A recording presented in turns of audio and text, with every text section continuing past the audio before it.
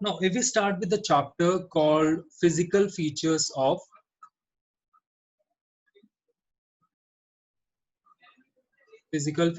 India, right?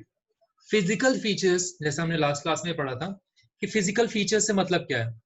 Physical features का मतलब ये था कि जितने भी हम लैंड फॉर्म्स हमें आसपास की सोसाइटीज में देखने को मिलते हैं, एक मिनट, जितने भी तरीके के लैंड फॉर्म्स हमें आसपास के एरियाज में देखने को मिलते हैं, जैसे कौन कौन से लैंड फॉर्म्स हमें आसपास देखने को मिलते हैं? हमें आसपास माउंटेन्स देखने को मिलता है, deserts, coastal plains, then we have plateau, northern plain, islands, right.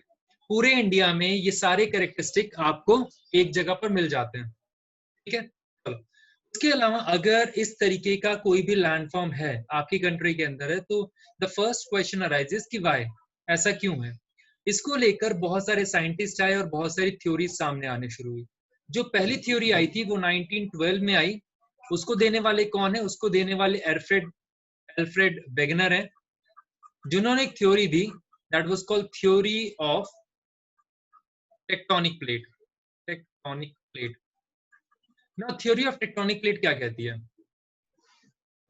Theory of tectonic plate simply means कि अगर आप अर्थ की बात करते हो, let us suppose this is earth, ठीक है।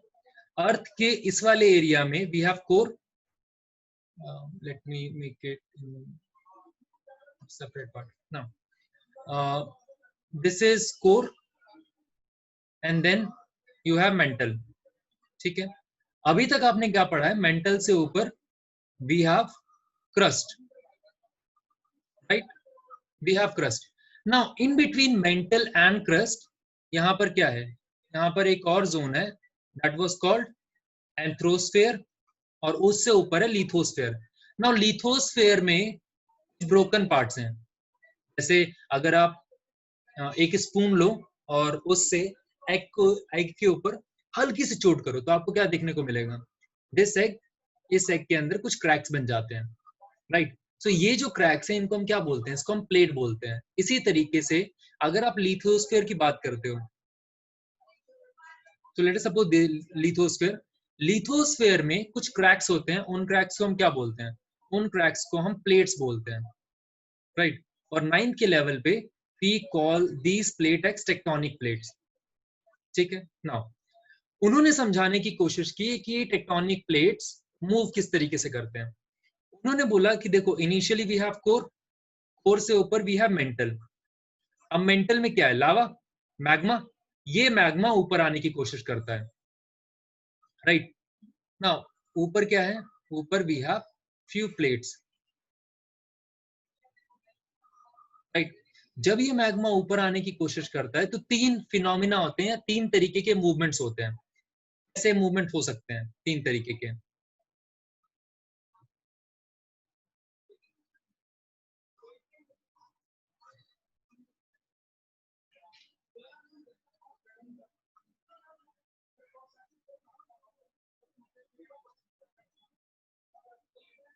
हाँ, सो यहाँ पर उन्होंने बताया कि यहाँ पर तीन तरीके से मूवमेंट हो सकते हैं। The first movement is divergent. Divergent कैसे होगा? सी दिस,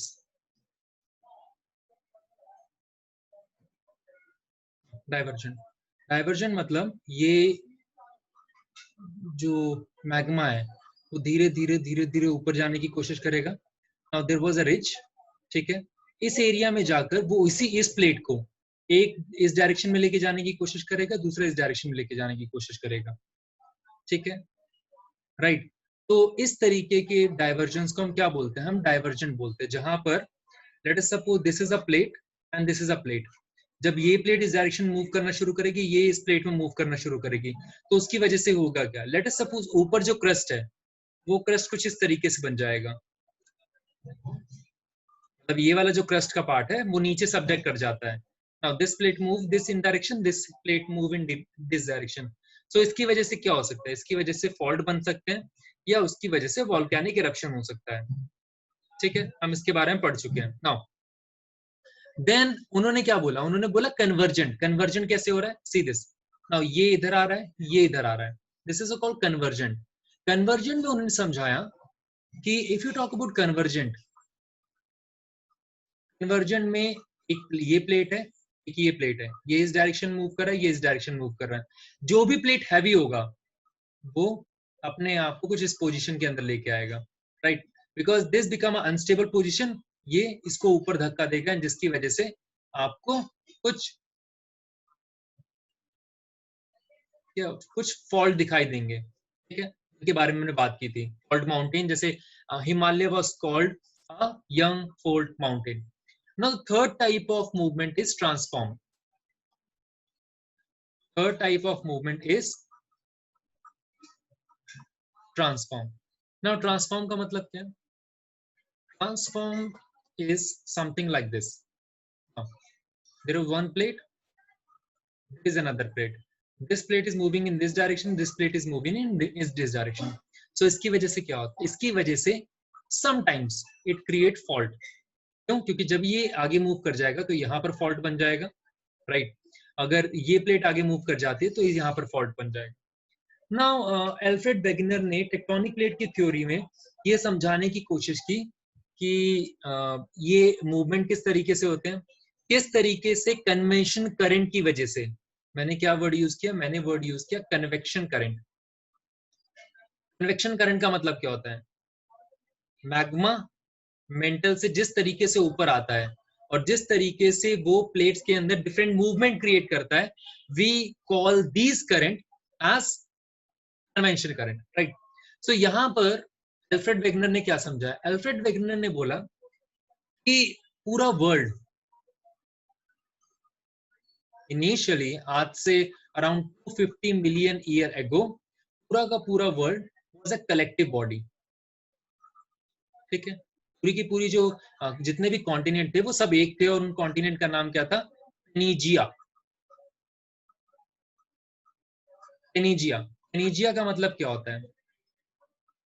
पैन का मतलब होता है क्रॉस, और जिया का मतलब होता है लैंड। मतलब this complete land mass, right, belong to a single entity, और जिसका नाम क्या था? जिया। ना उसके आसपास क्या था?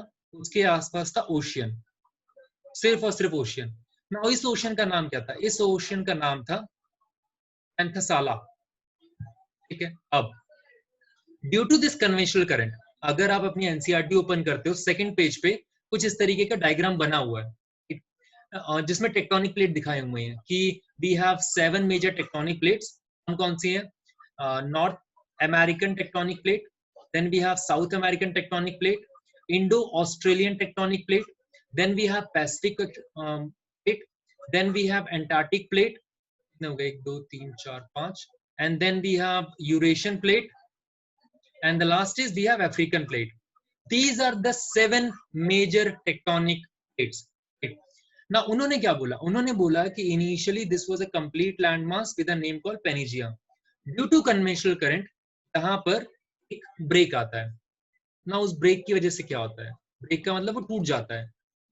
टूटने की वजह से ये जो लैंडमास है ये 2 पार्ट में डिवाइड हो गया। कौन कौन से? Now this become 2 part. यहाँ पर एक रिफ्ट आता है। The above part is known as Eurasian plate, और जिसको उन्होंने नाम दिया था लुरेशिया, और दूसरा जो प्लेट है वो है गोंडवाना, ठीक है। गोंडवाना जो नाम पड़ा है मध्य प्रदेश में, एक इंडियन ट्राइब है गोंड के नाम से, वहां से इसका नाम गोंडवाना पड़ा। नाउ अगर उस टाइम के गोंडवाना की बात करते हैं, और ये ब्रेक कब आता है? ये ब्रेक आता है 200 million year ago. Now Gondwana land, जो उस टाइम का गोंडवाना लैंड था, उसके अंदर आज का साउथ अमेरिका, आज का अफ्रीका, आज का इंडिया, आज का ऑस्ट्रेलिया, और जो ये छोटे मोटे आइलैंड्स हैं मलेशिया, फिलीपींस, वियतनाम, ये वाले एरियाज फॉर्म कर रहे थे। Then later on we have talk about कि गोंडवाना लैंड में ड्यू टू कन्वेंशनल करंट फिर से ब्रेक होता है, एंड गोंडवाना लैंड में से यहां पर साउथ अमेरिका वेस्ट की तरफ मूव करना शुरू कर देता है, इंडियन प्लेट ईस्ट की तरफ मूव करना शुरू कर देती है। Now this is a complete Indian plate, right? Then this Indian plate moved from an island which is called Reunion Island, जिसके ऊपर वॉल्केनिक इरप्शन होता है, एंड इस वॉल्केनिक इरप्शन होने की वजह से पूरा का पूरा जो लावा है वो इस इंडियन प्लेट के ऊपर डिपॉजिट हो जाता है, विच क्रिएट प्लेट्यूज। एंड इसीलिए आप प्लेट्यू को क्या बोलते हो कि it is one of the oldest landmass of the world, और इंडिया का ओल्डेस्ट लैंडमास है, ठीक है ना। अब ये प्लेट भारी हो चुकी है, सो इसके अंदर फिर से ब्रेक आता है, और यहाँ पर क्या फॉर्म होता है, यहाँ पर ऑस्ट्रेलिया फॉर्म हो जाता है, and again this Indian plate start moving in north east direction. When this plate start moving in north east direction, ये हमारी इंडियन प्लेट है वो नॉर्थ ईस्ट डायरेक्शन के अंदर मूव कर रही है, ऊपर हमारे पास यूरेशियन प्लेट है। Now when this plate hits it, so यहाँ पर क्या होता है, एक ब्रिज बनता है, ठीक है, एंड लेटर ऑन ये प्रेशराइज करने की कोशिश कर रहा है, बट प्रेशराइज नहीं हो रहा, and then the movement belongs to this direction. इसीलिए आप हिमालय को क्या देखते हो, Himalaya was like this shape, convex to shape का है, राइट? क्यों है, बिकॉज इनिशियली यहाँ पर हिट हुआ, जिसकी वजह से तटस्थ सी में जो भी सेडिमेंट्स है उस सेडिमेंट्स ने इकट्ठा होकर यहाँ पर एक माउंटेन को क्रिएट किया, and the name of the mountain is Himalayas. Letter on यहाँ पर जब वो इस डायरेक्शन के अंदर मूव नहीं कर सकता, then this move in this direction, ठीक है, एंड इसीलिए Himalayas they were in convex U shape. Later on यहाँ पर प्रेशर क्रिएट होता है, जिसकी वजह से कुछ रिफ्ट क्रिएट होते हैं। रिफ्ट का मतलब ये अचानक से टकराता है, यहाँ पर कुछ क्रैक्स बनते हैं, इसीलिए आप देखते हो हिमालय से जितनी भी रिवर्स निकलती हैं उसमें से मैक्सिमम का फ्लो ईस्ट डायरेक्शन के अंदर है, ठीक है, इसका रीजन ये था। Now so this is how Himalayas was formed. So if you talk about Himalayas, Himalayas के बारे में हमने कुछ चीजें बात की थी लास्ट क्लास के अंदर। If you talk about western Himalayas and eastern Himalayas, western Himalayas and eastern Himalayas. Now width of eastern Himalayas is around 150 kilometer, whereas the width of western Himalayas is around 400 kilometer, ठीक है। अगर आप total length देखते हो हिमालयास की, now the total length is 2400 kilometer,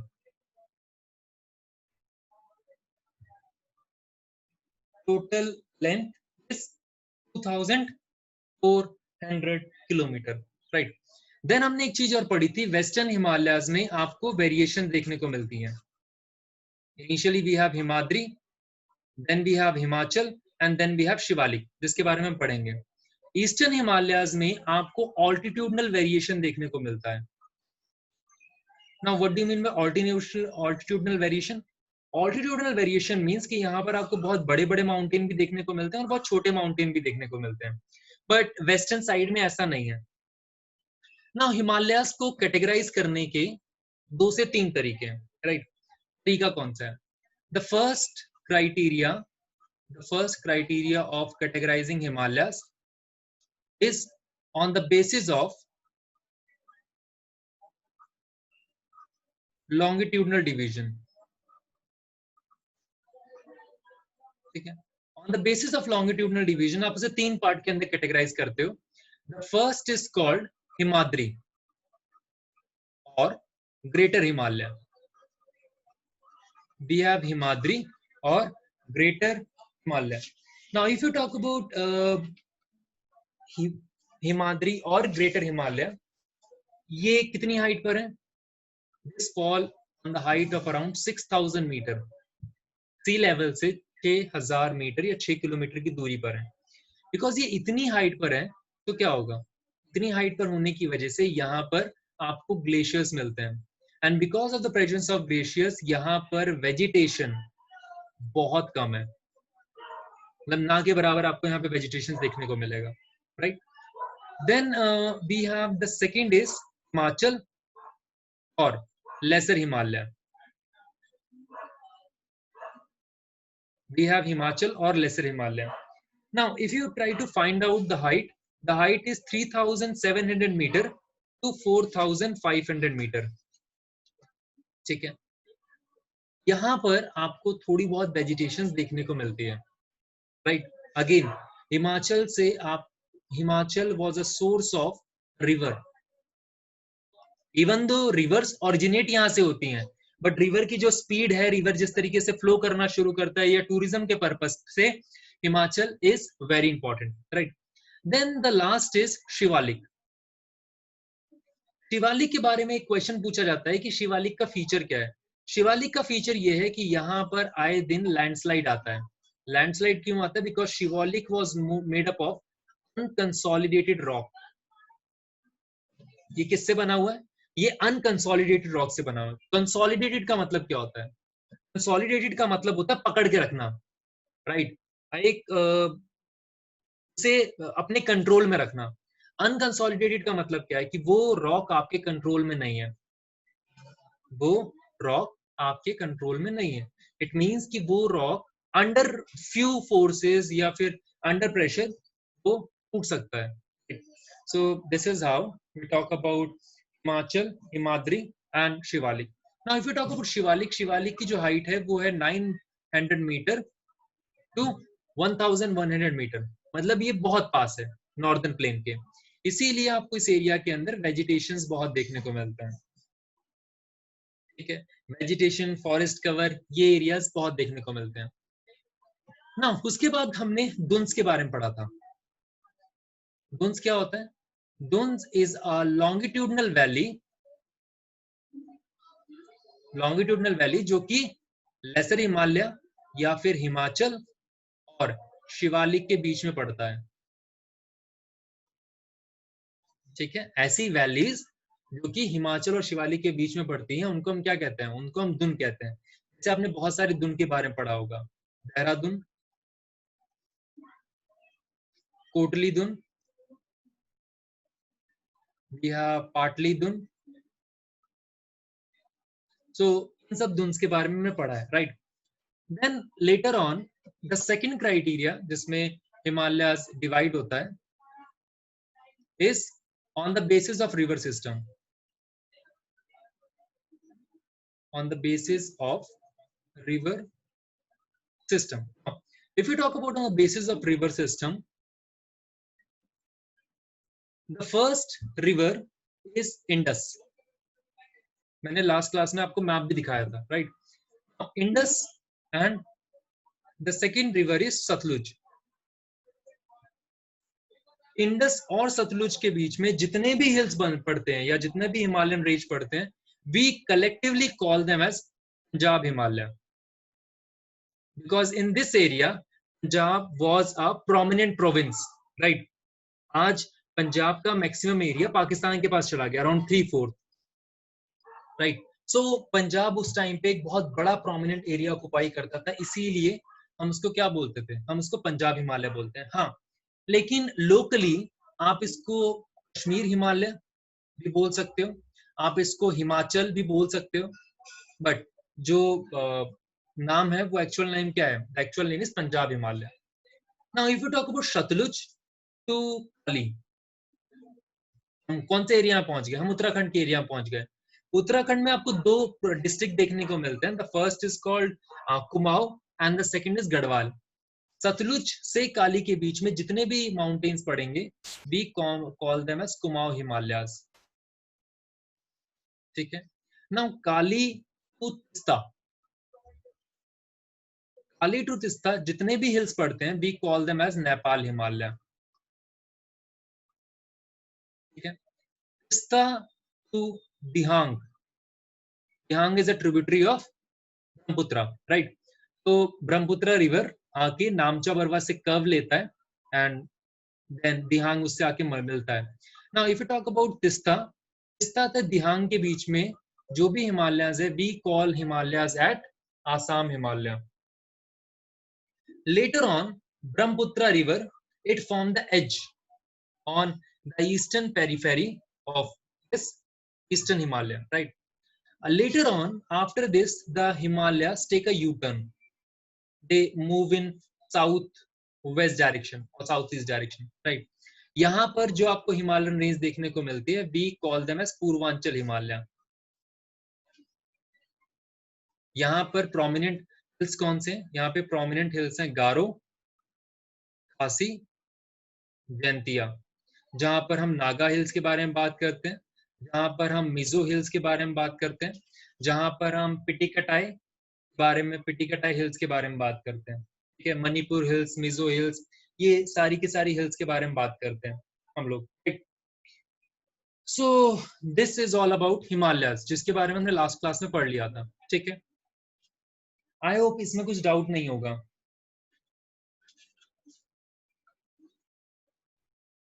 I guess नहीं है। चलो, now next we talk about deserts, ठीक है। Now let us suppose if you talk about Himalayas, Himalayas से आप जस्ट नीचे आते हो राजस्थान वाले एरिया में, you will find deserts, right. अच्छा, मुझे एक क्वेश्चन पूछना है, आपको इंडिया में कितने टाइप के डेजर्ट्स देखने को मिलते हैं? मैं मैं टाइप पूछ रहा हूँ, मैं ये नहीं पूछ रहा कि उसकी लोकेशन क्या है, I am just asking the type. Sir cold and hot. बहुत बढ़िया। सो आपने, किसने बोला वैसे? सर शिप्रा। शिप्रा। चलो, Shipra, now you said cold desert होता है, वी हैव हॉट डेजर्ट, और एक और डेजर्ट होता है that was called salt desert, ठीक है, नमक का डेजर्ट, राइट। नमक का desert normally known as Kutch, Kutch वाले एरिया में मिलता है, और हम कच्छ फेस्टिवल भी मनाते हैं। जब आपने अमिताभ बच्चन का वो एड देखा होगा, कुछ दिन तो बिताओ गुजरात में, वहां पे वो कच्छ फेस्टिवल के बारे में बताते हैं, राइट। हाँ, मैम, क्योंकि आपने मुझे बताया है कि कोल्ड डेजर्ट होता है, हॉट डेजर्ट होता है, आप मुझे बताओगे कोल्ड डेजर्ट कौन कौन सा है? सर हिमालय वगैरह। एग्जैक्टली, जो लेह एंड लद्दाख वाला एरिया है, ठीक है, वहां पे जितना भी डेजर्ट एरिया है, we call these desert area as cold desert area. ना हॉट डेजर्ट कहाँ पे है इंडिया में? हॉट डेजर्ट जिसको हम राजस्थान। थार डेजर्ट के नाम से जानते हैं, that was in Rajasthan. NCERT ने सिर्फ इस हॉट डेजर्ट के बारे में बात की है, उन्होंने कोल्ड डेजर्ट के बारे में या सॉल्ट डेजर्ट के बारे में बात नहीं की। So let's talk about hot desert only. Now if we talk about Rajasthan, now this is our Rajasthan. Rajasthan में क्या पूरा का पूरा राजस्थान डेजर्ट से कवर्ड है? नहीं। नहीं। हिमालयास के वेस्ट में, sorry, Aravalli, now Aravalli is was like this is broken, right, so this was a broken hill. इस हिल के अगर आप वेस्ट में जाते हो, इस हिल के वेस्ट में आपको डेजर्ट देखने को मिलता है, that was called Thar desert. उसके ईस्ट में आपको डेजर्ट देखने को नहीं मिलते, ठीक है, मतलब अरावली के वेस्ट में आपको डेजर्ट देखने को मिलते हैं, अरावली के ईस्ट में आपको डेजर्ट देखने को नहीं मिलते, राइट। हाँ, बट टेम्परेचर वेरिएशन हो सकता है जितना डेजर्ट्स में है, डेजर्ट्स की वजह से, बट अदरवाइज आपको जिस तरीके का आप डेजर्ट इमेजिन करते हो, कैमल और ये सब, वैसे आपको यहाँ पे देखने को नहीं मिलता। Now if you talk about deserts के अंदर या राजस्थान के अंदर रेनफॉल कितनी होती है, तो the rainfall is 25 centimetre, sorry 15 centimetre, ठीक है। The rainfall varies from 15 centimetre to 25 centimetre. 15 centimetre Aravalli के वेस्ट में, और 25 सेंटीमीटर के आसपास उसके ईस्ट में होती है, हरियाणा के पास, जो कि बहुत कम है। इंडिया में ऐसे बहुत सारे एरियाज हैं जहां पर 200 सेंटीमीटर से ज्यादा रेनफॉल होती है, ऐसे भी एरिया जहां पर 400 सेंटीमीटर रेनफॉल होती है, उनके मुकाबले 15 सेंटीमीटर की रेनफॉल होना बहुत बहुत बहुत बहुत बहुत कम है, राइट। नाउ क्योंकि यहाँ पर मोस्टली यहाँ पर क्योंकि रेनफॉल नहीं होता, तो यहाँ पर आपको बहुत बड़ा वेजिटेशन, मतलब बहुत सारे वेजिटेशन देखने को नहीं मिलता। अच्छा, कोई मुझे बताएगा यहाँ पर आपको किस तरीके का वेजिटेशन देखने को मिलता है?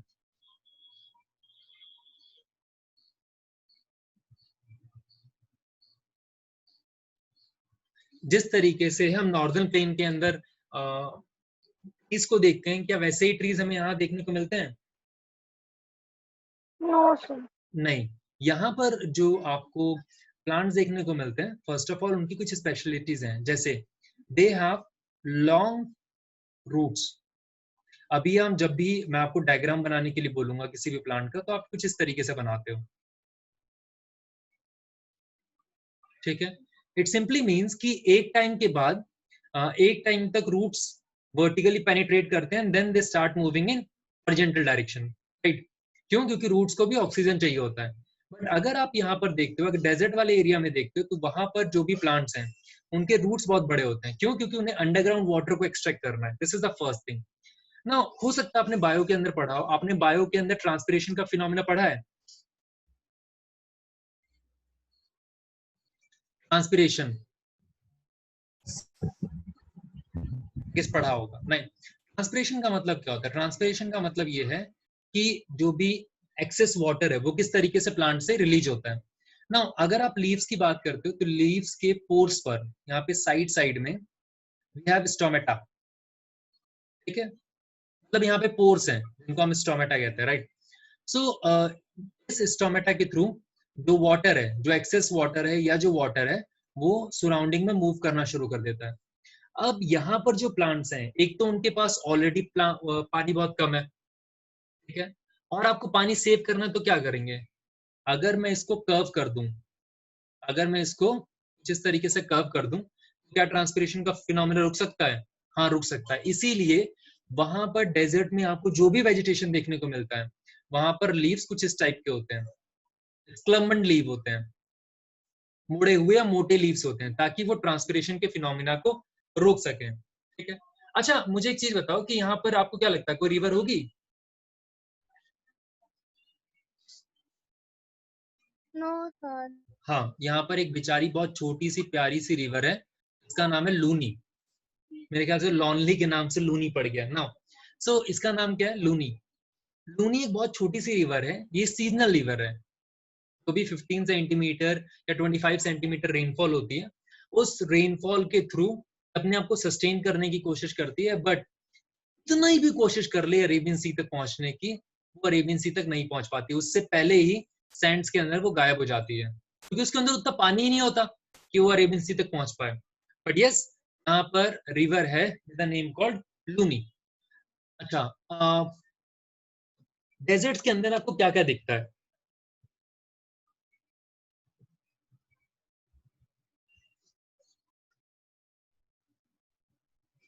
डेजर्ट्स के अंदर आपको क्या क्या दिखता है? अरे कुछ तो बोलो।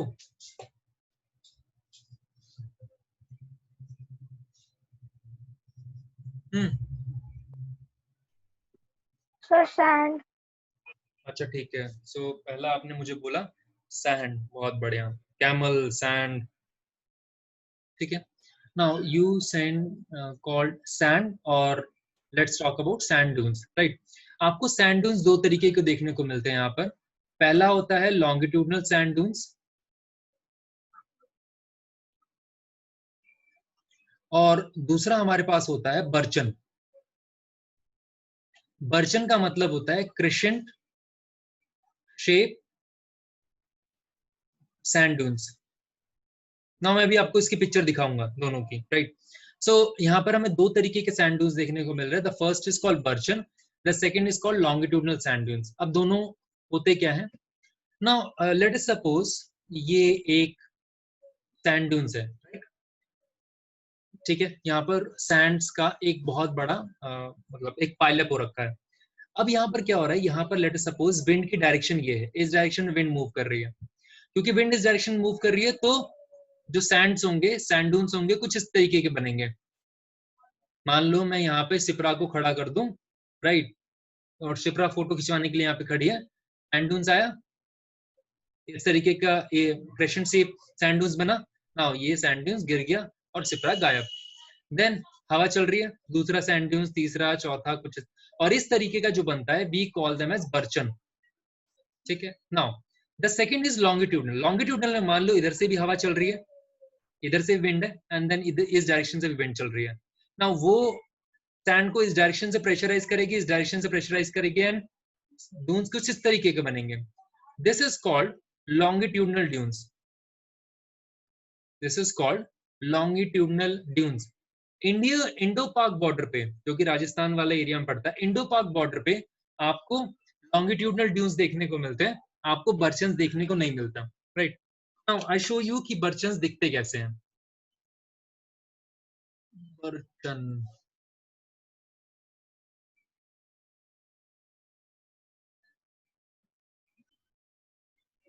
नाउ सी दिस, आपको ये मैप दिख रहा है, मतलब ये पिक्चर्स दिख रही हैं? Yes, sir. Now see this, this is a Burchan. Now this is a crescent shape. आपको दिख रहा है ना, ये crescent shape का है, कुछ चांद की शेप का है ना? Now see this picture, this is also a crescent shape.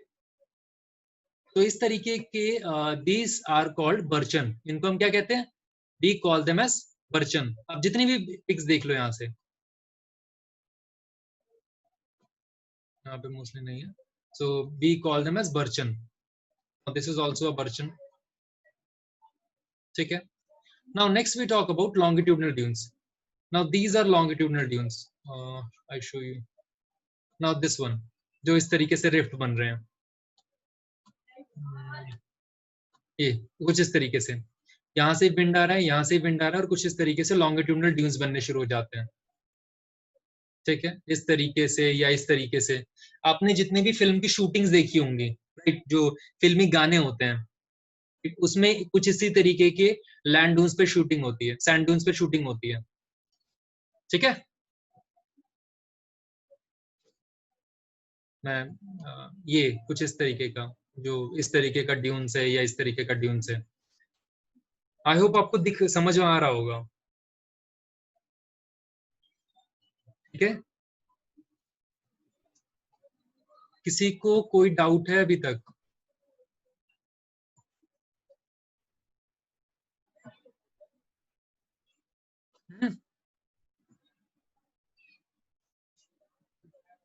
किसी को अभी किसी भी टॉपिक के अंदर डाउट है?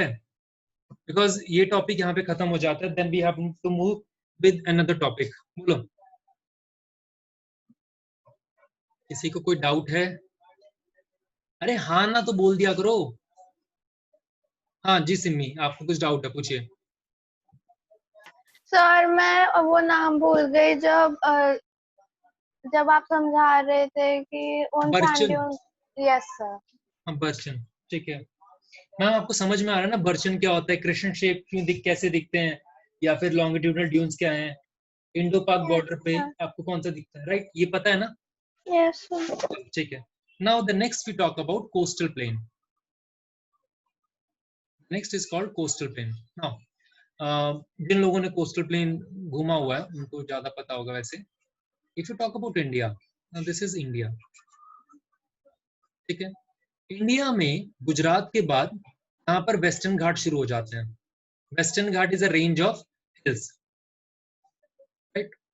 नाउ वेस्टर्न घाट, और यहाँ पर यहाँ से ईस्टर्न घाट शुरू हो जाते हैं, राइट। ये दोनों हिल्स हैं, हिल्स की एक रेंज है, western Ghat hills and eastern Ghat hills. ये दोनों कहाँ मिलते हैं? ये दोनों मिलते हैं नीलगिरी। ठीक है, these are the coastal plains, these are the western coastal plains and these are the eastern coastal plain, right? Now if you talk about western coastal plain तीन पार्ट्स में डिवाइडेड है, या मैं बोल सकता हूं कि western coastal plain is sandwich. ये आपने सैंडविच खाया? सैंडविच में क्या होता है? देयर इज अ ब्रेड, उसके नीचे जो भी आप स्टफ डालना चाहो, देन अगेन ब्रेड, राइट। सो हम ये बोलते हैं कि ये जो क्रीम है या फिर जो कुकुम्बर है वो सैंडविच है बिटवीन टू ब्रेड्स, राइट। उसी तरीके से कोस्टल प्लेन वाज, या coastal plain is sandwich. If you talk about western coastal plain, so western coastal plain is sandwich between western Ghat, western Ghats and यहाँ पर कौन सी सी है? Arabian sea. And if you talk about eastern coastal plain is again sandwich between eastern ghats and Bay of Bengal. Now if you see this line, यहाँ पर आपको तीन parts में डिवाइडेड है। ठीक है, the first part include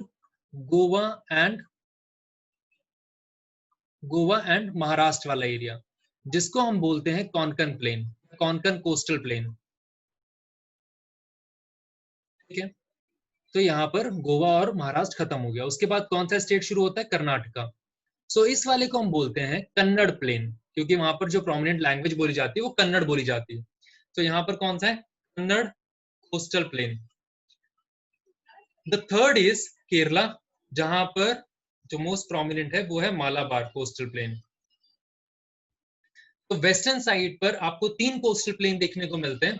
the first is called अरे मतलब ये Konkan plain, then we have Kannada plain and then we have Malabar plain. ठीक है। If you talk about eastern coastal plain में 2 हैं।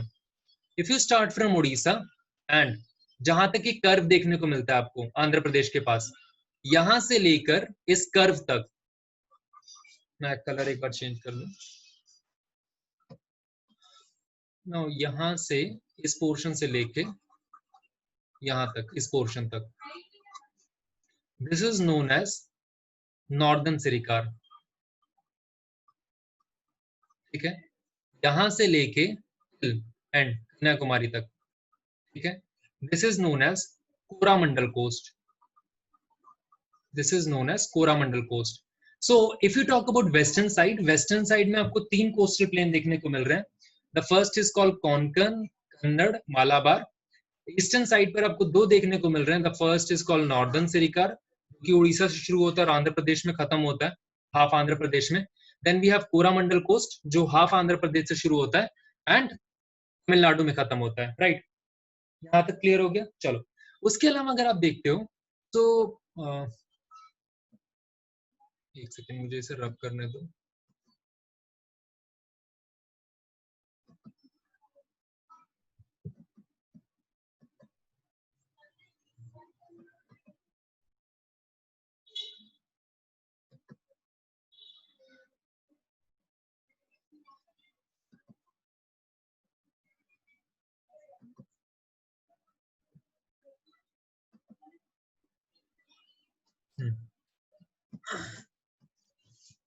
We have northern Sircar and Coromandel coast. आप ये देखते हो कि मैक्सिमम रिवर्स का फ्लो इस डायरेक्शन में है, इसीलिए यहाँ पर आकर बहुत सारी रिवर्स बनाती हैं, बहुत सारी रिवर्स डेल्टा फॉर्म करती हैं। जैसे यहाँ पर हमें Mahanadi delta, Godavari delta, Kaveri delta, ये वाले डेल्टास देखने को मिलते हैं। उड़ीसा के अंदर ही आपको एक सॉल्ट लेक देखने को मिलता है जिसको बोलते हैं चिलिका लेक। चिलिका लेक, जो कि इंडिया की लार्जेस्ट सॉल्ट लेक है, लार्जेस्ट सॉल्ट लेक। ना उसको थोड़ा समझने की कोशिश करते हैं। लेक्स कितने टाइप के होते हैं? लेक्स आपको 2 टाइप के देखने को मिलते हैं। द फर्स्ट इज कॉल्ड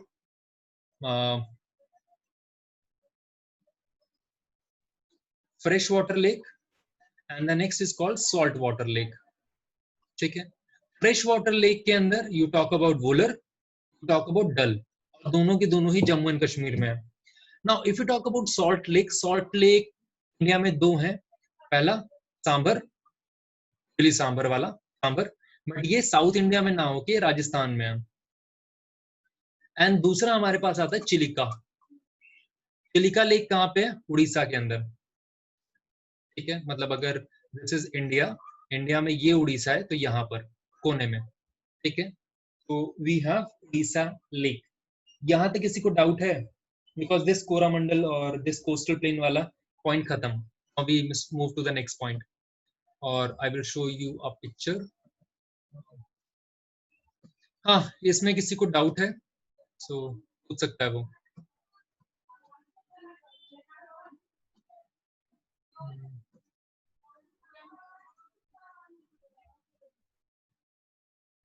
यहाँ पर मैंने कुछ इस तरीके से बताया था, राइट, कि पूरा उड़ीसा और जहाँ पे एक कर्व आता है, इस कर्व तक वी हैव नॉर्दर्न सिरिकार, जो यहाँ पे लिखा हुआ है, यहाँ से लेकर यहाँ तक this is Coromandel coast.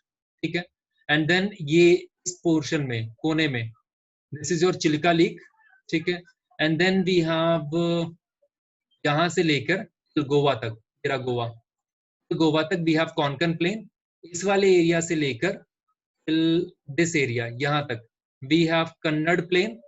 I guess Kannada इसने मेंशन नहीं किया। एंड देन यहाँ से लेकर यहाँ तक we have Malabar coast.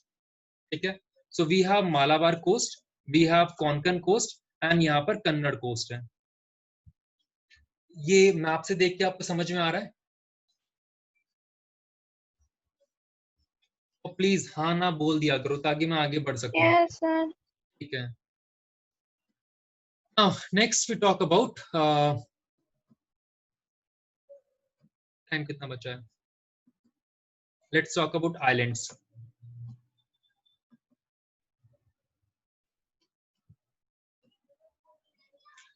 Next class में, the next class is on Saturday, Saturday तक ये चैप्टर खत्म हो जाएगा।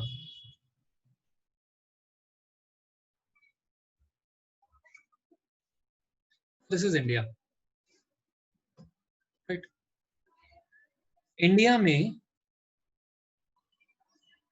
Now we are going to talk about islands, right?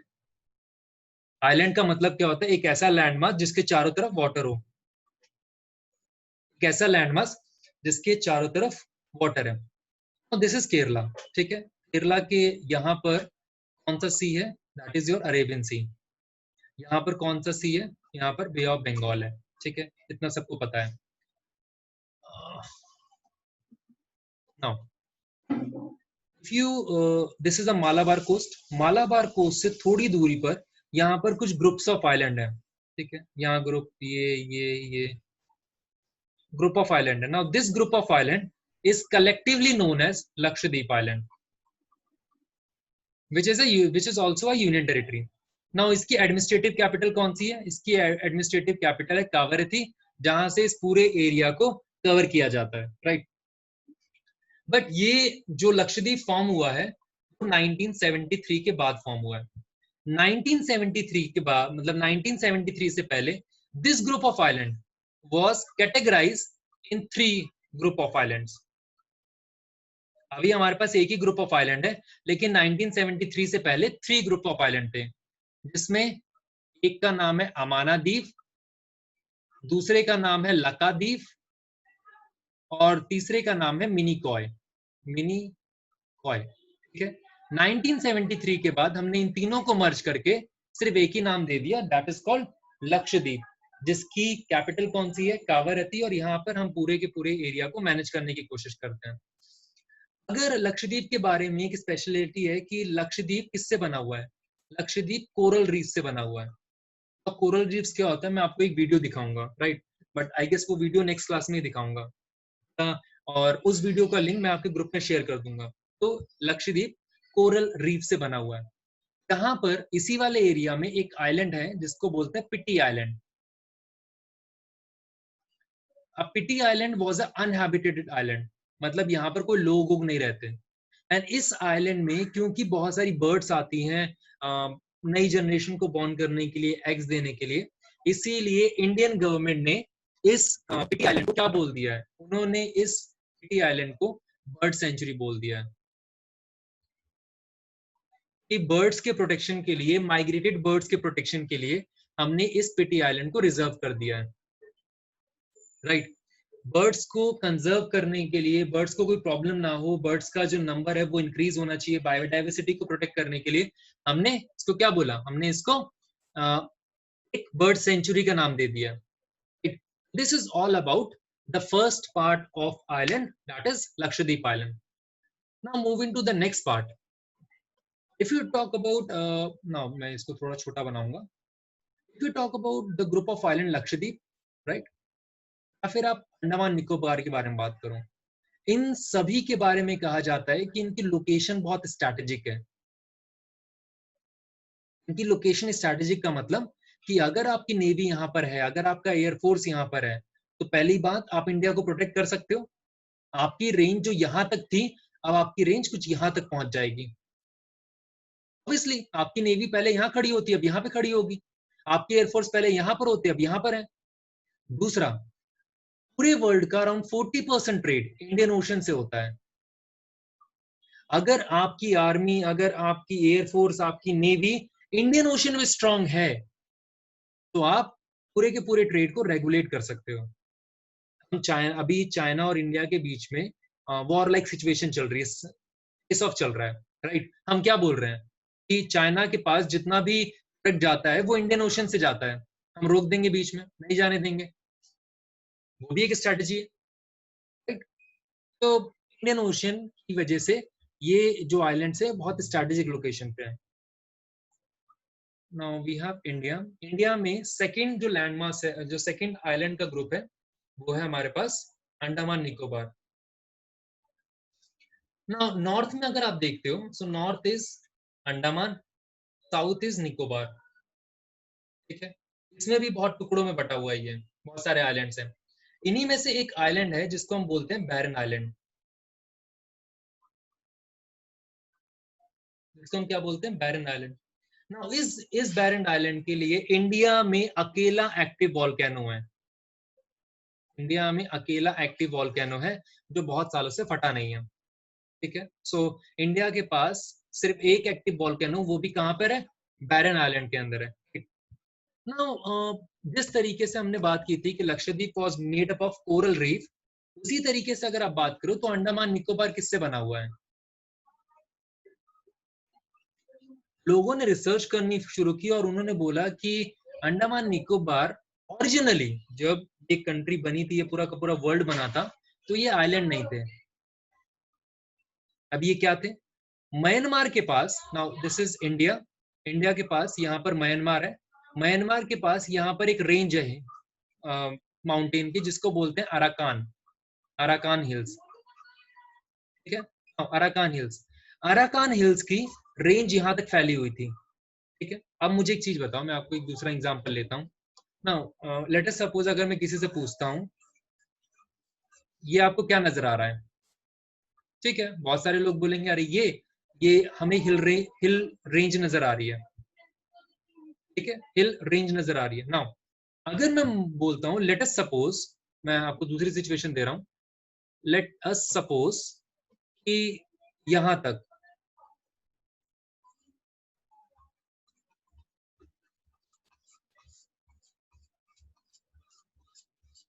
यहां तक नहीं भरा हुआ है।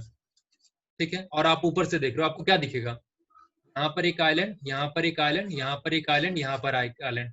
सो अंडमान निकोबार के बारे में कहा जाता है कि ये जो आइलैंड फॉर्म हुए हैं वो कुछ इस तरीके से ही फॉर्म हुए हैं क्योंकि ये जिस माउंटेन से बात बने थे या जिस माउंटेन के पार्ट थे, वो माउंटेन सबमर्ज कर गया। तो जो माउंटेन है वो सबमर्ज कर गया, उस माउंटेन के सबमर्ज करने की वजह से you get this type of islands. ठीक है, यू गेट दिस आइलैंड्स, ये समझ में आ गया। और अगर आप अंडमान निकोबार या फिर लक्षद्वीप की बात करते हो, क्योंकि यहाँ पर जो रेनफॉल है वो रेनफॉल बहुत ज्यादा होती है, जिसकी वजह से रेनफॉल बहुत ज्यादा होती है जिसकी वजह से आप ये कह सकते हो कि यहाँ पर आपको एवरग्रीन फॉरेस्ट देखने को मिलते हैं। ठीक है, यहाँ तक किसी को कोई डाउट है तो पूछ सकता है प्लीज। सर मुझे एवरग्रीन फॉरेस्ट के बारे में समझ नहीं आया। मैम एवरग्रीन फॉरेस्ट के बारे में हमें अभी नहीं पढ़ना, हमें हमारा सेकंड लास्ट चैप्टर है नेचुरल वेजिटेशन का। ओके मैंने सर। मैंने सिर्फ एक एग्जांपल दिया है क्योंकि इस एरिया के अंदर रेनफॉल बहुत ज्यादा होती है, सो आप ये एक्सपेक्ट कर सकते हो कि यहाँ पर एवरग्रीन फॉरेस्ट होगा। ओके। ठीक है, हाँ, किसी और को कोई डाउट?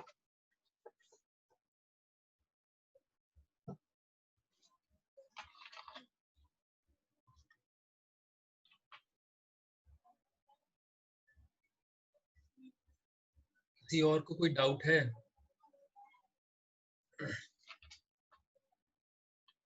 महक, आपको कोई डाउट है? No sir. Okay, now next we start with northern plane.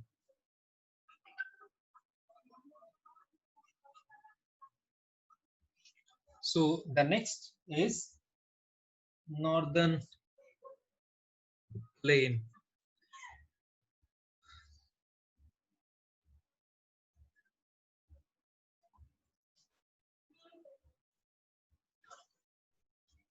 Now if you talk about northern plain के बारे में कहा जाता है northern plain is the most fertile plain of India.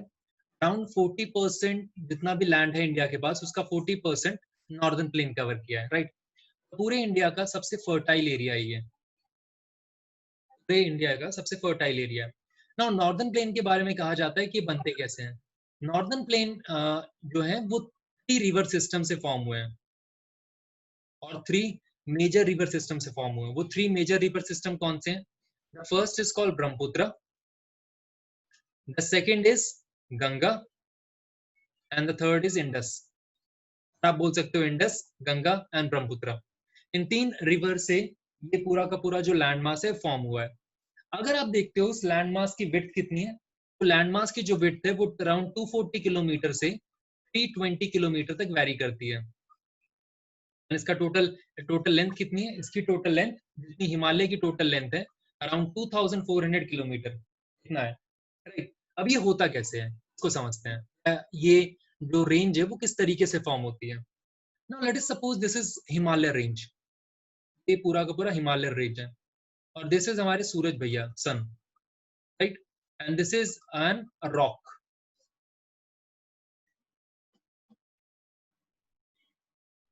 ठीक है, ये रॉक है, राइट। अब होगा क्या, सन हीट की वजह से ये जो रॉक है ये एक्सपेंड करेगा। अगर ये रॉक एक्सपेंड करता है और गर्मी बहुत है, इट वाज लाइक दिस, ठीक है। नाइट के टाइम पे, नाइट के टाइम पे बिकॉज ठंड होगी तो ये जो रॉक है वो कॉन्ट्रैक्ट करेगा, राइट। अब एक बात बताओ, सुबह सुबह वो एक्सपेंड कर रहा है, मतलब सनलाइट के टाइम पे ये एक्सपेंड कर रहा है, नाइट के टाइम पे कॉन्ट्रैक्ट कर रहा है। अब sudden contraction expansion, contraction expansion, contraction expansion, contraction expansion, जिसकी वजह से यहाँ पर क्या शुरू हो जाती है, यहाँ पर वेदरिंग शुरू हो जाती है और ये जो रॉक मटेरियल है वो टूटना शुरू कर देता है। ये जो रॉक मटेरियल्स हैं वो टूटना शुरू कर देते हैं, ठीक है। अब हो क्या रहा है, now this is a hill range और ये जो वेदर मटेरियल है वो टूट रहे हैं, ठीक है। नाउ ये टूट रहे हैं, टूट के यहाँ पर रिवर का फ्लो है, रिवर का फ्लो कुछ इस डायरेक्शन के अंदर मूव करता है, मूव करता है, मूव करता है, मूव करता है, अपने साथ वो सेडिमेंट्स को कैरी आउट करना शुरू कर देता है, अपने साथ सेडिमेंट्स को वो लाना शुरू कर देता है, लाते लाते लाते लाते अभी तक स्लोप बहुत ज्यादा है, राइट। अभी तक इसका स्लोप बहुत ज्यादा है, स्लोप ज्यादा होने की वजह से सारे सेडिमेंट्स यहाँ पर आने शुरू हो जाते हैं, राइट। लेटर ऑन जैसे ही यहाँ पर स्लोप जेंटल होता है, जैसे ही स्लोप कम होता है, जितने भी सेडिमेंट्स हैं वो सारे के सारे सेडिमेंट्स आके यहाँ पर इकट्ठा हो जाते हैं, जितने भी सेडिमेंट्स हैं वो सब आके यहाँ पर इकट्ठा हो जाते हैं। This range is known as Bhabar range, this range is known as Bhabar range, ठीक है। उसके बाद ये पूरा का पूरा जो लैंड मास है वो, या पूरी की पूरी जो रिवर है तो अंडरग्राउंड मूव करना शुरू करती है। अब बिकॉज ऊपर तो लैंड है, वाटर नीचे से मूव कर रहा है, एंड इसीलिए आप देखते हो कि ये जो रीजन होता है, this region is known as Terai region, this region is known as Terai region. यहां पर आपको क्ले सॉइल देखने को मिलती है, ठीक है। इसीलिए ये बहुत फर्टाइल सॉइल है, बहुत फर्टाइल सॉइल है। और जो आपको जितने भी आप माउंटेन्स में फॉरेस्ट कवर देखते हो वो मोस्टली तराई रीजन वाले एरिया में ही होता है, ठीक है। नाउ आफ्टर दैट रिवर री इमर्ज और यहाँ पर वो एलुवियल प्लेन बनाते हैं,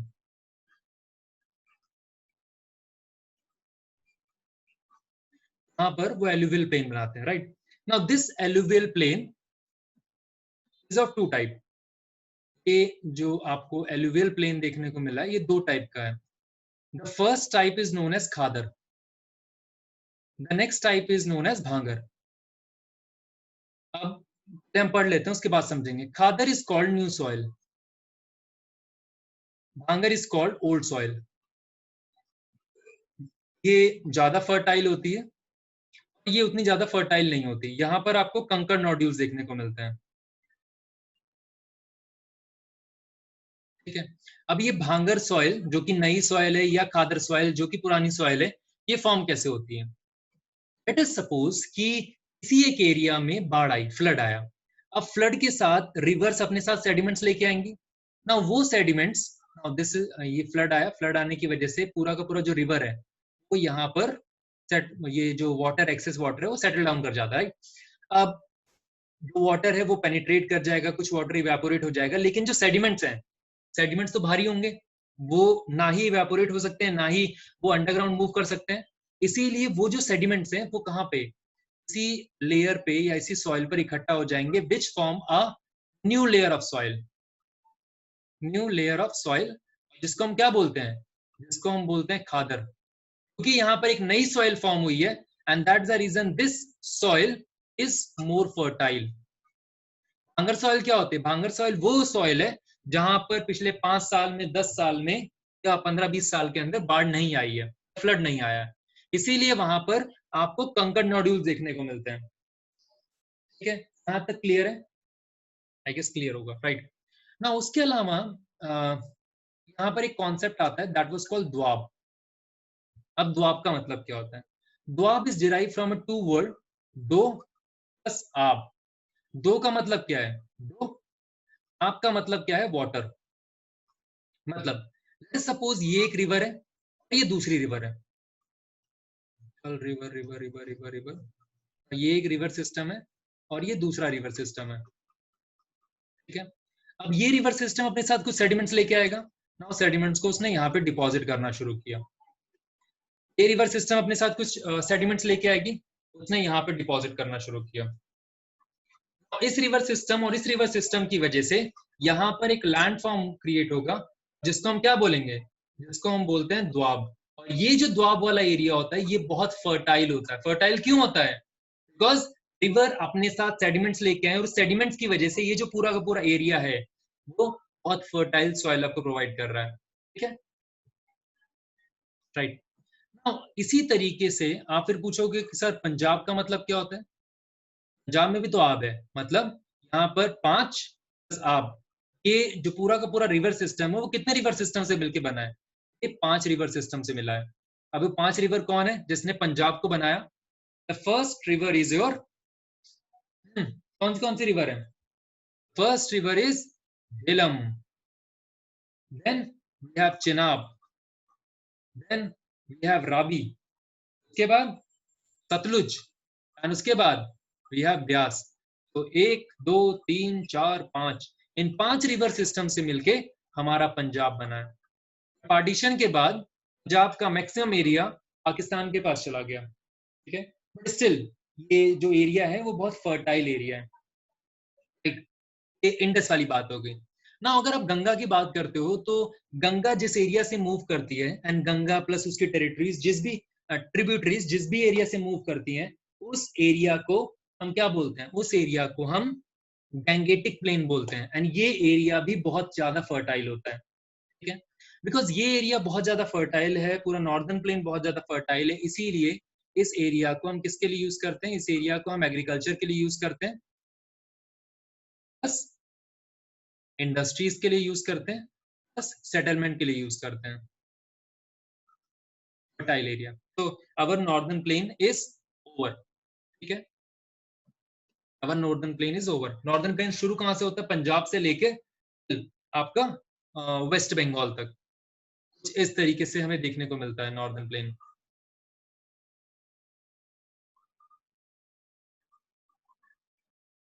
ठीक है, यहाँ पर पंजाब हरियाणा है, यहाँ पर आपका वेस्ट बंगाल है, यहाँ पर बिहार, थोड़ा बहुत पार झारखंड का, देन वी हैव यूपी, पूरा UP, then we have western UP and Haryana. तो दिस इज योर नाउ। हमारे पास प्लेट्यू बचा हुआ है, बट प्लेट्यू में थोड़ी बहुत चीजें मुझे समझानी है और वो 20 मिनट्स के अंदर नहीं होंगी। ठीक है, so we will do in the next class. But यहाँ पर एक क्वेश्चन पूछा जाता है कि physiographic division of India, physiographic division of India is complementary to each other।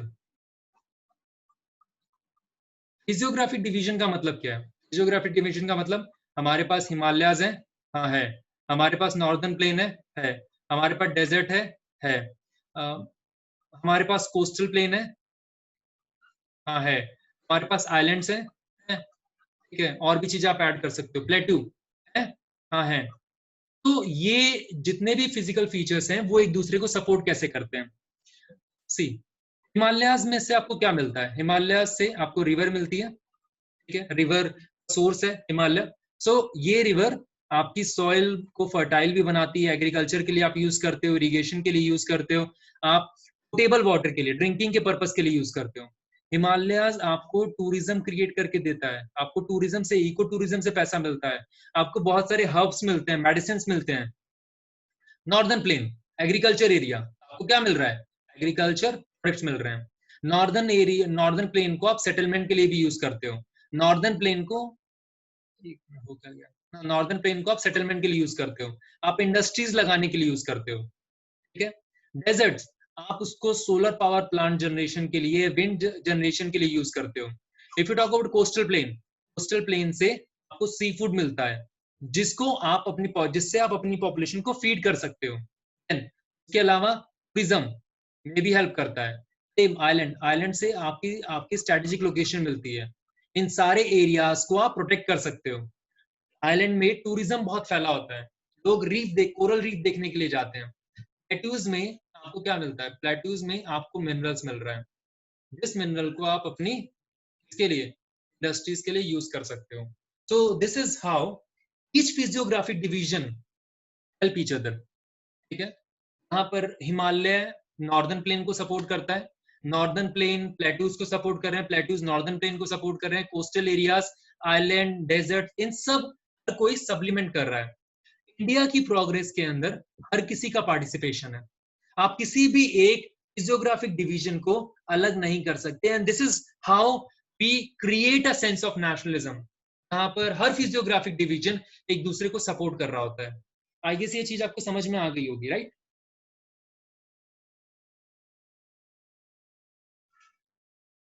Right right right. Sir एक दूसरे को वो कैसे सपोर्ट कर रहे हैं पर?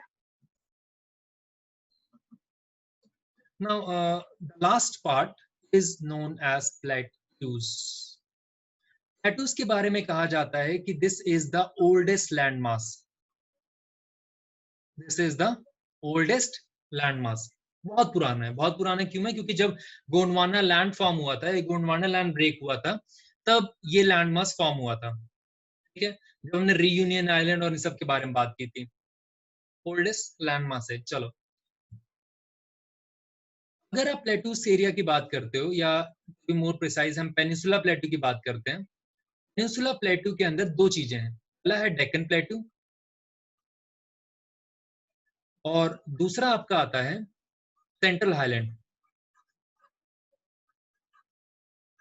ठीक है। पेनिसुला प्लेटू के अंदर दो चीजें हैं, the first is called Deccan प्लेटू, the second is called central highland. I will show you a map,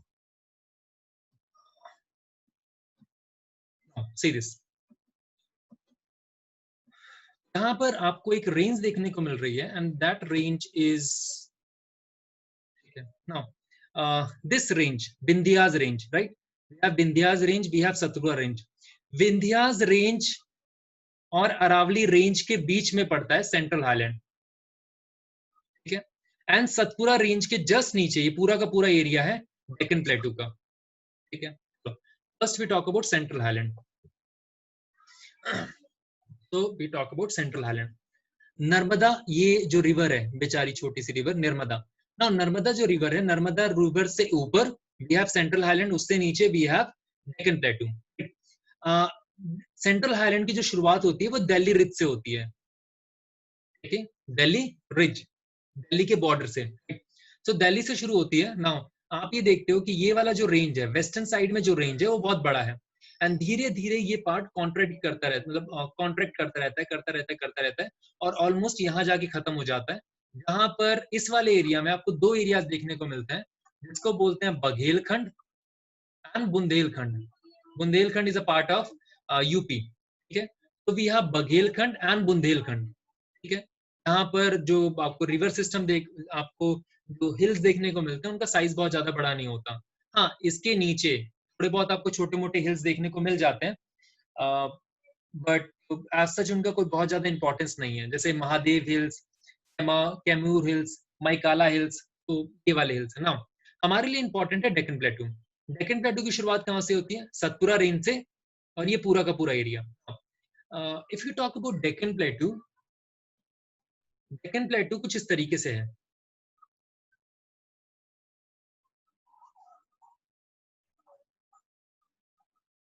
कुछ इस तरीके से, मतलब सतपुरा रेंज से शुरू हो रहा है नीलगिरी तक, एंड देन उसका ईस्टवर्ड डायरेक्शन मूव करता है छोटा नागपुर प्लेटू। छोटा नागपुर प्लेटू के बाद एक फॉल्ट आता है। ये फॉल्ट का मतलब होता है यहाँ से रिवर का फ्लो बढ़ जाता है, राइट। फॉल्ट आता है, फॉल्ट से आप क्रॉस करते हो, then you move to the north eastern range. North eastern range में आपको भी कुछ रेंज देखने को मिलते हैं प्लेटूज के, जैसे गारो, खासी, जैंतिया। यहाँ पर भी आपको प्लेटू देखने को मिलता है। इसी एरियाज के अंदर आपको कार्बी, ये प्लीज नाम याद कर लेना, कार्बी एंगलोंग प्लेटू जो कि मिजोरम में है, वो भी देखने को मिलता है। नॉर्दर्न सिरिकार, मेघालय हिल्स, तो ये वाले जो एरियाज है वो भी देखने को मिलते हैं। It means Deccan plateau is relatively larger in size than that of the central highland. ठीक है। उसके अलावा अगर आप बात करो पेनिनसुला का मतलब क्या होता है, अगर आपसे कोई पूछे कि पेनिनसुला का मतलब क्या होता है, पेनिनसुला का सिंपल सा मतलब होता है body which is surrounded by 3 सी।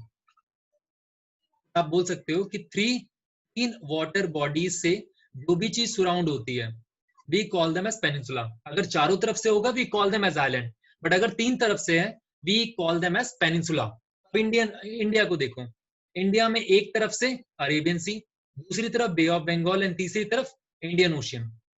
हम ये बोल सकते हैं कि this peninsula प्लेटू is surrounded by 3 सी और 3 वाटर बॉडीज। ठीक है ना। इसी डेक्कन प्लेट्यूज के अंदर आपको 2 रेंज भी देखने को मिलती है हिल्स की। अब इनके बारे में हम बात करते हैं, एंड 2-3 मिनट के बाद ये चैप्टर खत्म हो जाएगा। तो गुजरात से यहाँ पर एक रेंज शुरू होती है हिल्स की, जिसको हम बोलते हैं वेस्टर्न घाट्स, एंड यहाँ से कुछ शुरू होती है जिसको हम बोलते हैं ईस्टर्न घाट्स। वेस्टर्न घाट और ईस्टर्न घाट मर्ज होते हैं एक जगह पर जिसको बोलते हैं नीलगिरी। यहाँ पर आपको बहुत सारे हिल स्टेशन भी हैं, जैसे ऊटी हो गया, जैसे उड़गा मंडल हो गया, राइट। सो ये वाले हैं। अगर हिल्स हैं तो उनकी हाईएस्ट पीक भी होगी। वेस्टर्न घाट की जो हाईएस्ट पीक है वो है अनाईमुड़ी, एंड ये ईस्टर्न घाट की जो हाईएस्ट पीक है वो है महेंद्रगिरी। कई बार वन मार्कर में पूछ लिया जाता है। ठीक है, तो इसकी कौन सी है? अनाईमुड़ी। इसकी कौन सी है? Mahendragiri, right. Let's talk about the difference between western Ghat and eastern Ghat. Western Ghat जो हाइट है वो ईस्टर्न घाट की हाइट से रिलेटिवली ज्यादा है। जैसे इनकी जो हाइट होती है वो 900 मीटर से लेकर 1600 मीटर तक वेरी करती है, क्योंकि इनकी हाइट कितनी है? 600 मीटर। कॉन्टिन्यूअस, यहाँ पर ये पूरा का पूरा कॉन्टिन्यूअस रेंज है। इसीलिए अगर आपको हिल्स के बीच से जाना पड़ेगा तो यहाँ पर पासेस होते हैं। पासेस का मतलब है कुछ वैली एरियाज होते हैं जहां से आप जा सकते हो, तो पासेस। बट जबकि यहाँ पर अगर आप ईस्टर्न घाट की बात करते हो तो ईस्टर्न घाट में बहुत सारे ब्रेक्स हैं, ये कॉन्टिन्यूअस नहीं है। क्यों नहीं है? बिकॉज रिवर का मैक्सिमम रिवर्स का फ्लो इसी डायरेक्शन के अंदर है, तो ये इसको ज्वाइंट ही नहीं होने देते। ठीक है, तो यहाँ पर आपको बहुत सारे डेल्टास देखने को मिलते हैं, and this range is not so continuous, right. अच्छा, उसके अलावा वेस्टर्न घाट में आपको एक चीज देखने को मिलती है जिसको बोलते हैं ओरोग्राफिक रेनफॉल। अब ओरोग्राफिक रेनफॉल क्या होता है मैं आपको समझाऊंगा। ठीक है ना। अगर इस वाले एरिया में देखोगे तो इस वाले एरिया में आपको इस तरीके का सॉइल देखने को मिलता है। यहाँ पर आपको ब्लैक सॉइल देखने को मिलता है पूरे इस एरिया में। Now this black soil is good for cultivation of cotton. इसीलिए इस ब्लैक सॉइल को हम एक और नाम से जानते हैं, that was called black cotton soil. ठीक है, we have a black cotton soil. I guess यहां तक क्लियर हो गया होगा, right. Now the last part जो हमें समझना है इज ओरोग्राफिक रेनफॉल। ओरो का मतलब होता है रिलीफ। रिलीफ में आप माउंटेन भी जोड़ सकते हो, हिल भी जोड़ सकते हो। ठीक है ना। ओरोग्राफिक, ओरोग्राफिक में late us suppose this is a hill, right? आपको पता है क्लाउड्स क्या होते हैं? Cloud is a cluster of water vapour. Now ये जो क्लाउड्स हैं इसके अंदर वाटर वेपर है, बहुत सारा वाटर वेपर भरा हुआ है। आपको ये भी पता है कि जैसे जैसे आप ऑल्टीट्यूड वाइज ऊपर ऊपर ऊपर ऊपर ऊपर जाने की कोशिश करते हो, टेम्परेचर स्टार्ट डिक्रीजिंग ना, 6.5 डिग्री सेल्सियस पर किलोमीटर। अगर आप ऑल्टीट्यूड वाइज 1 किलोमीटर ऊपर जाते हो, टेम्परेचर ऑलमोस्ट 6.5 डिग्री सेल्सियस कम हो जाता है। इसीलिए आप देख रहे हो लेह एंड लद्दाख के अंदर अभी मैक्सिमम टेम्परेचर कितना है? 12 डिग्री सेल्सियस डे के टाइम पे, और दिल्ली में कितना है? 40 डिग्री सेल्सियस के आसपास। सो जैसे जैसे आप ऑल्टीट्यूड वाइज ऊपर चढ़ना शुरू करोगे, टेम्परेचर स्टार्ट डिक्रीजिंग, राइट? होगा क्या? ये जो क्लाउड्स हैं, which is none other than the cluster of water vapours, अब ये ऊपर चढ़ रहे हैं। डायरेक्टली अगर प्लेन एरिया होता तो अभी तक ये बारिश कर चुके होते हैं, बट हिमालय रेंज है, राइट? या कोई भी रेंज है वेस्टर्न घाट की, तो ये आगे मूव कर रहे हैं, मूव कर रहे हैं। उनको लगता था कि यार यहीं पे बारिश करनी चाहिए, बट ये टकरा गए, चलो उन्होंने बोला ऊपर चलते हैं। अब ये ऊपर चल रहे हैं तो टेम्परेचर स्टार्ट डिक्रीजिंग। आपको पता है कि जब टेम्परेचर डिक्रीज करता है तो एरिया रिड्यूस करता है, राइट? आपने साइंस के अंदर यही पढ़ा होगा कि pressure is inversely proportional to area. अगर एरिया रिड्यूस करेगा तो प्रेशर बढ़ेगा। यहाँ पर क्या होता है, एक टाइम पे प्रेशर इतना बढ़ जाता है कि यहाँ पर ये जो बादल हैं, जो क्लाउड्स हैं, वो बोलते हैं छोड़ना आगे कौन जाएगा, यहीं पे बारिश कर देते हैं। तो एक साइड पर बारिश होती है and this side is known as rain bearing area. एक साइड पर तो बहुत बारिश होती है एंड उसको क्या बोलते हैं, उस साइड को हम बोलते हैं रेन बियरिंग एरिया। और दूसरी साइड पर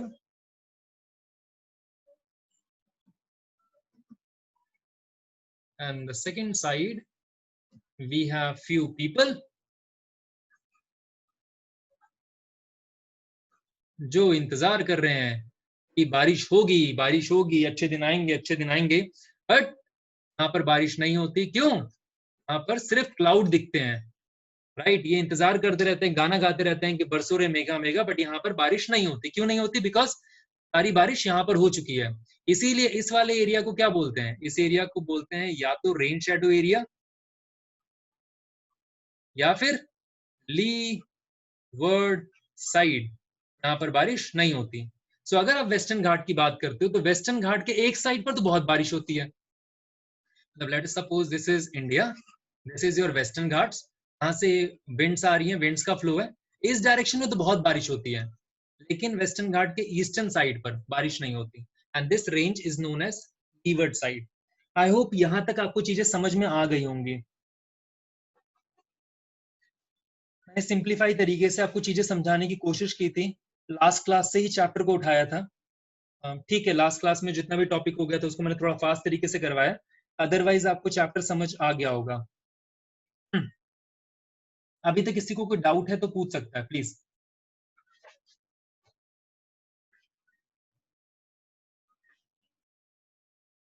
हम्म